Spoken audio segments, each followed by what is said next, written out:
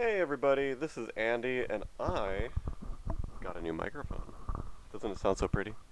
The only thing back, the only thing bad about it is that I have to have editing programs now. Before, I had the shitty audio on my phone, and then that would make it so much simpler for me because I didn't have to do any work. All I did was yell at a camera, and gold came out. But now I have to have a little bit higher technology, so I'm just using this cool ass microphone.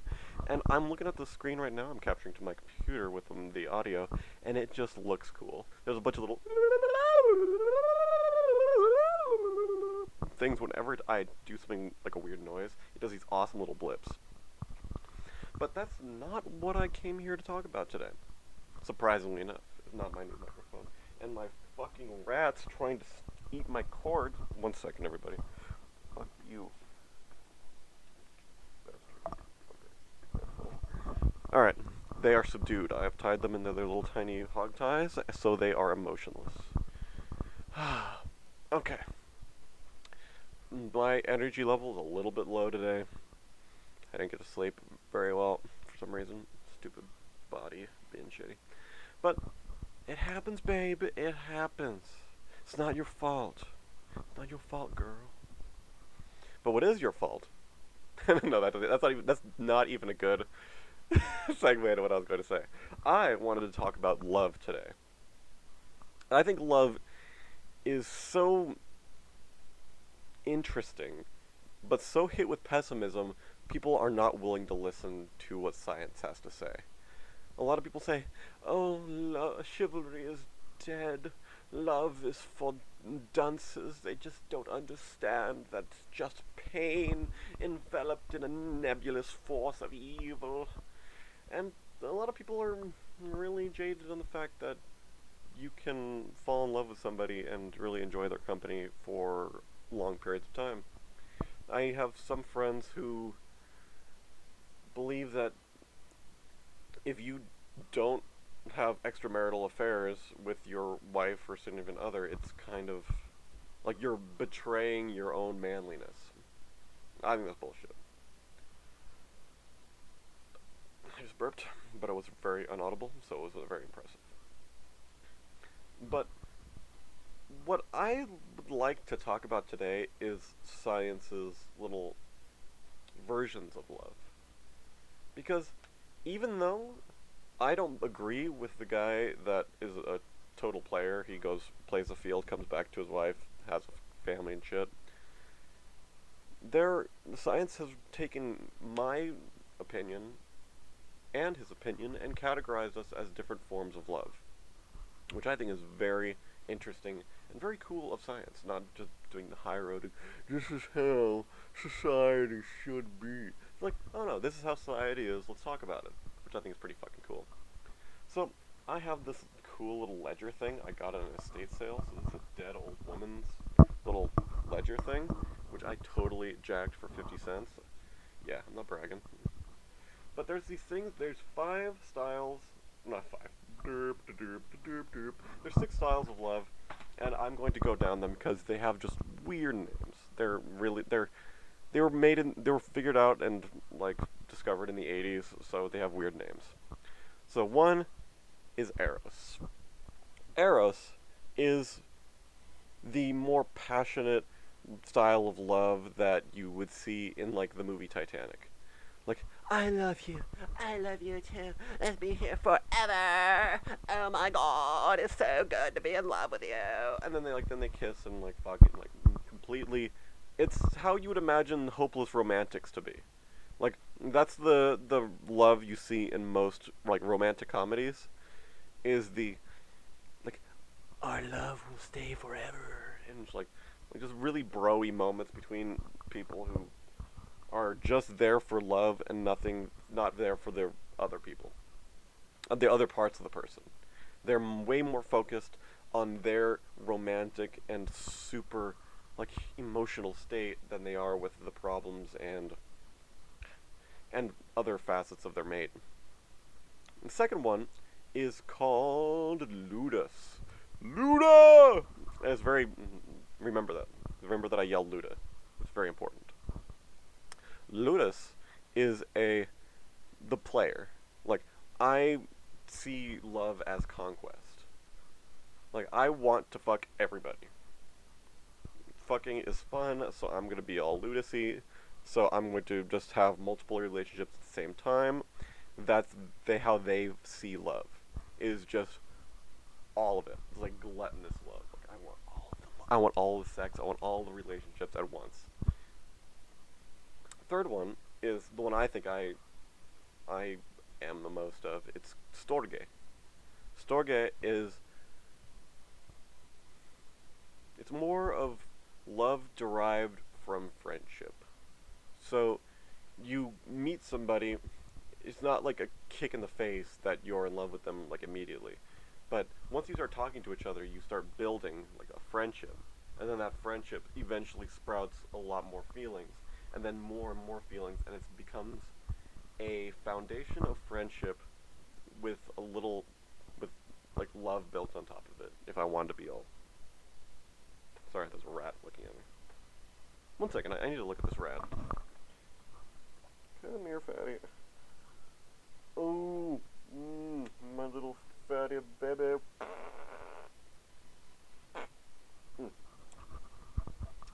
But wait, where was I? Oh yeah, Storge is a type of love that's derived from friendship. It's more of a partnership than anything else.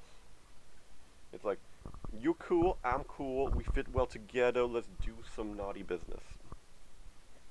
And then you stay there for a long time, and that actually is one of the few that has more like long-term success, which is fucking cool for me because I got it right on the first try.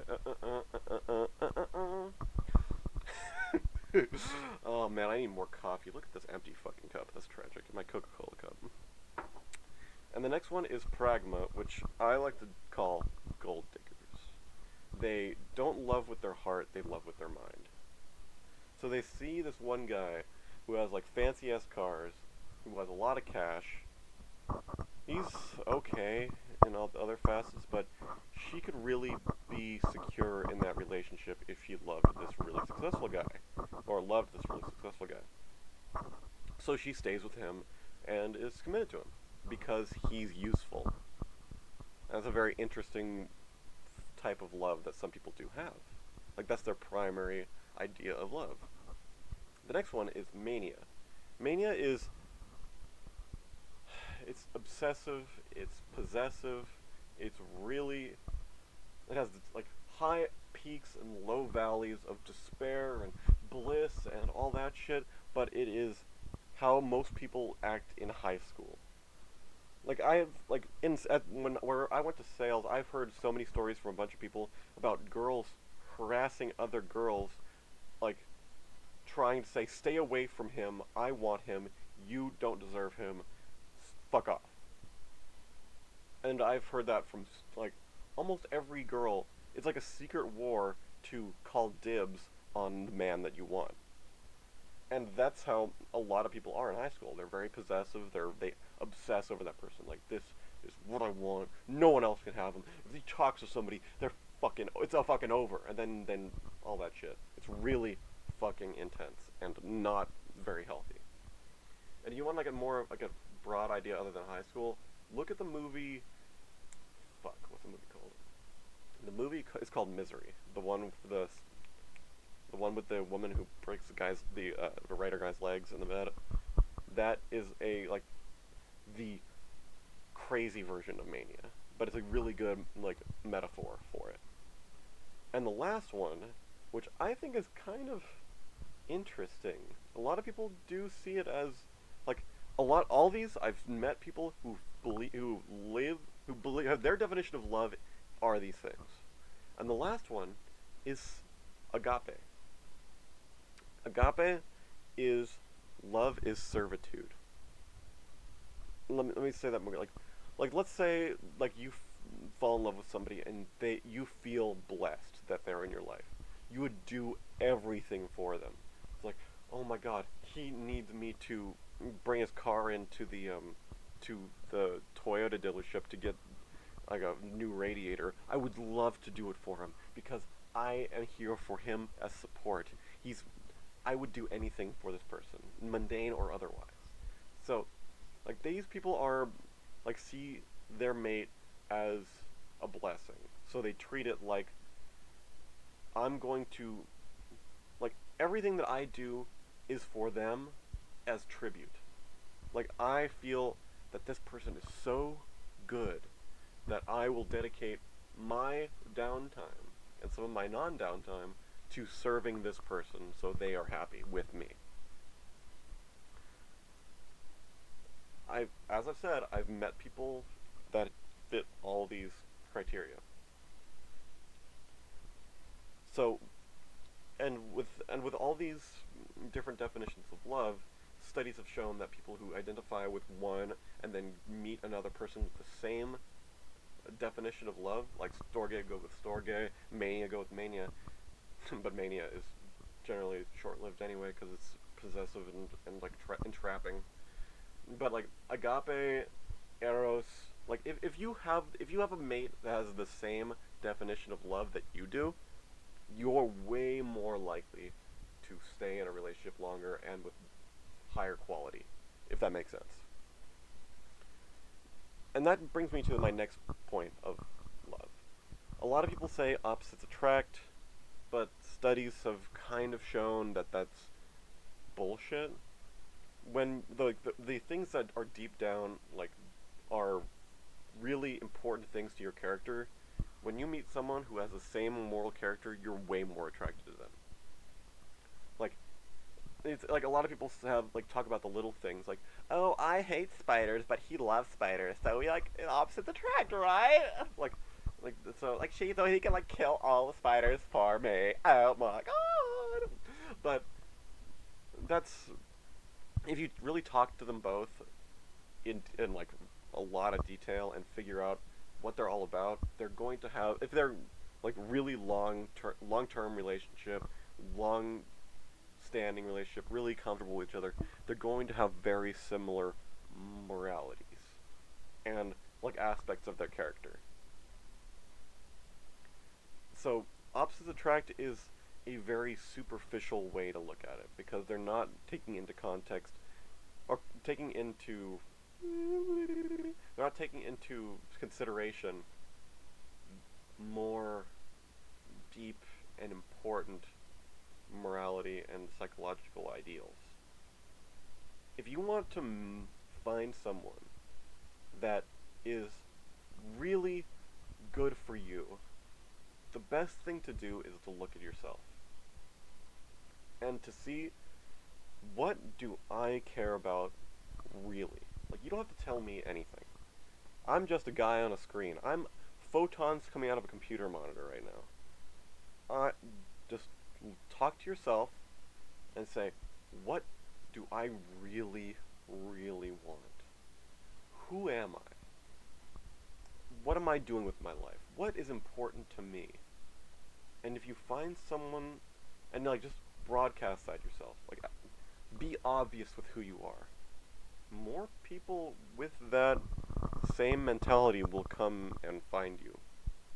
And it will be more obvious. If you're more comfortable in the way you are, and other people in the party have the same opinion of themselves, but are less likely to broadcast it, they're gonna come to you, and like kind of like settle next to you. Like, this person is making a lot of sense. I like this person because they remind me a lot of me, which is a very interesting form of love. Like aspect of love. I mean, people like people who are like them. It's not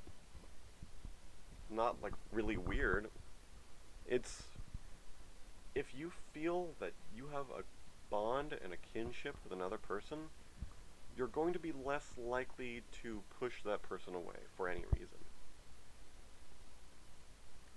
And that brings me on to my next part. Who do we fall in love with?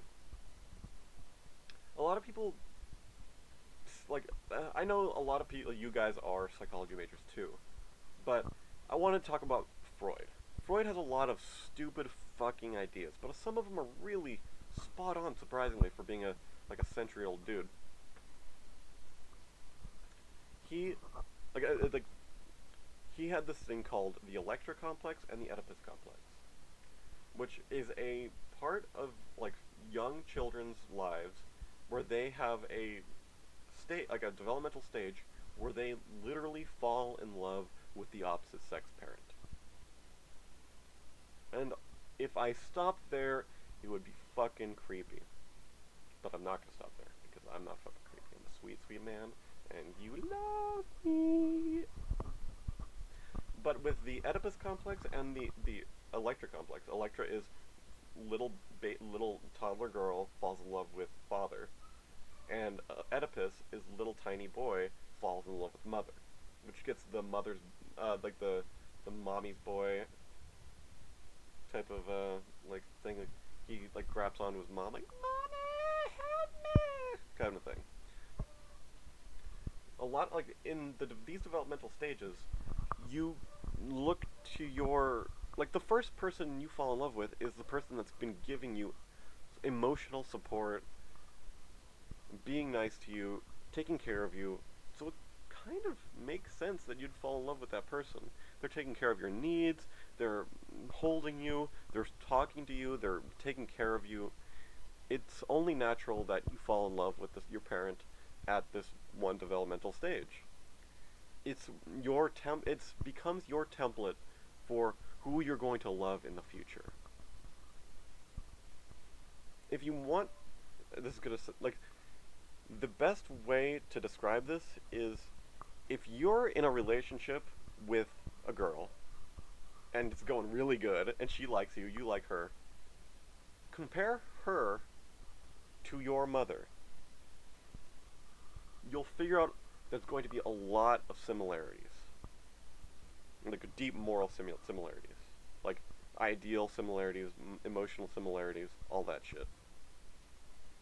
And if you go meet their parents, talk to the dad. You're going to have surprisingly a lot in common with the dad.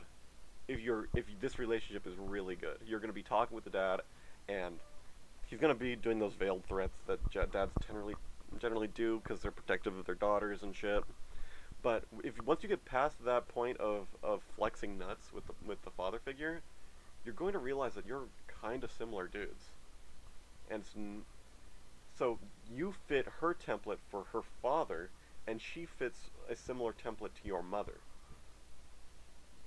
Which sounds kind of weird, but as I say again, they're the first people that took care of you, and the first people who loved you, and the first people that took care of your emotional, physical, and other needs. It just makes sense that they'd become the template. And it's really interesting. With certain little girls and little boys, like they do their little drawy time and shit, there's these pictures on the internet, they're amazing, of like little girls like drawing pictures of them and their fathers, and they say in like the most innocent threats possible, if mommy weren't here, we could be together forever. It's it sounds creepy, but it's just part of the developmental stage. It's not good to judge these little toddlers. It's just that they fall in love with you and they see the same sex parent as a little bit of competition.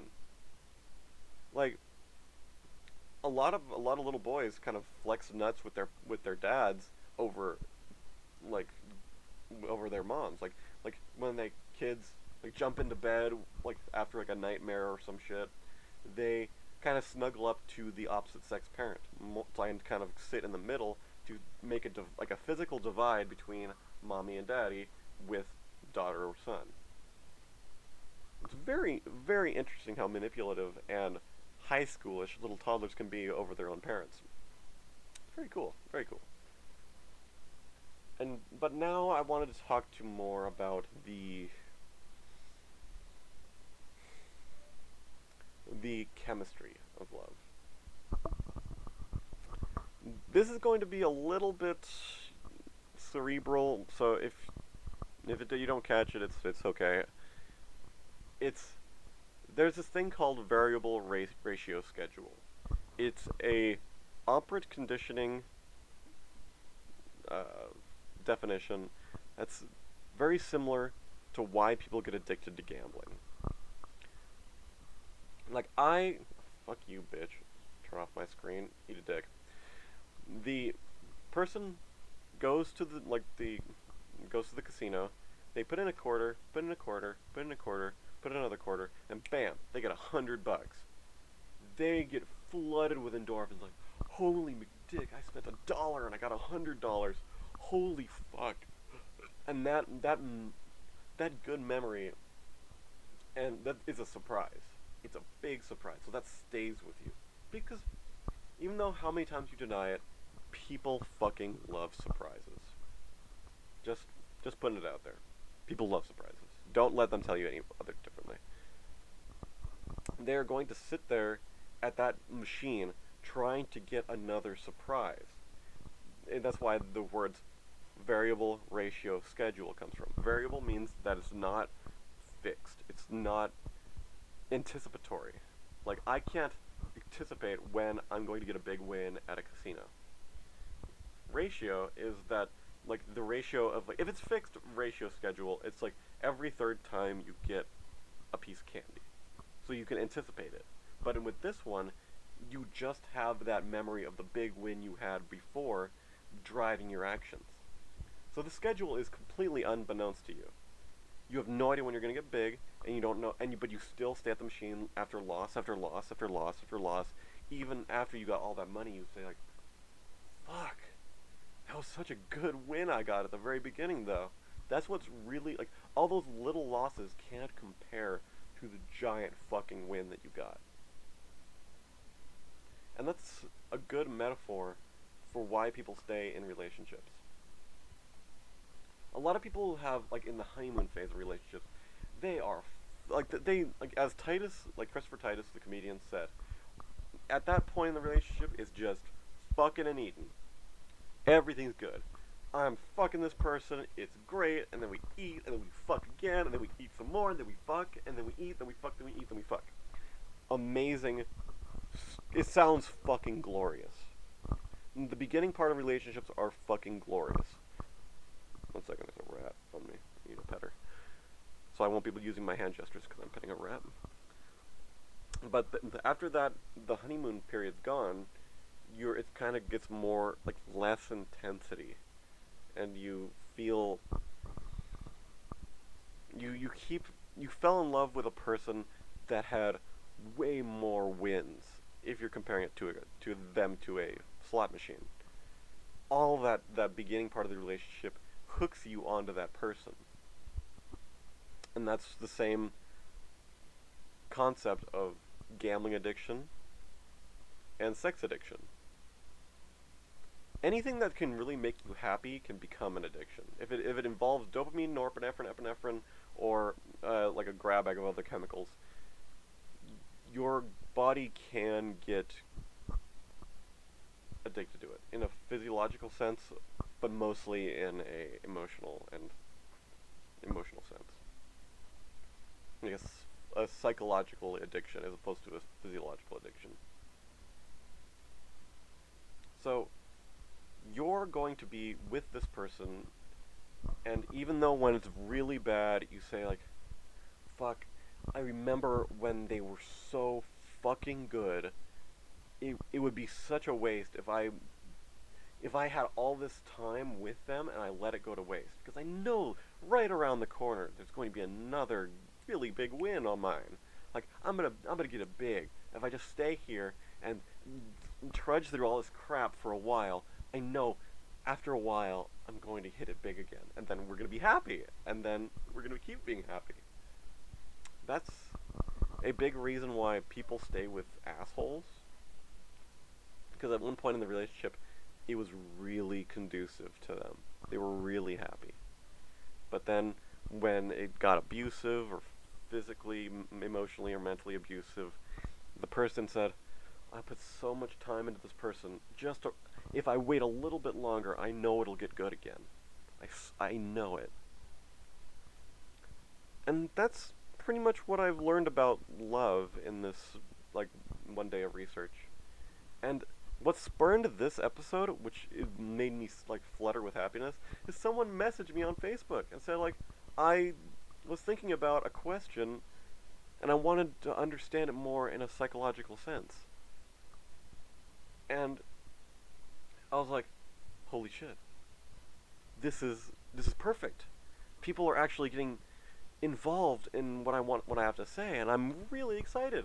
So please, if you have an idea for an episode, tell me, because what you like and what I like, and what you find interesting and what I find interesting are might be completely different.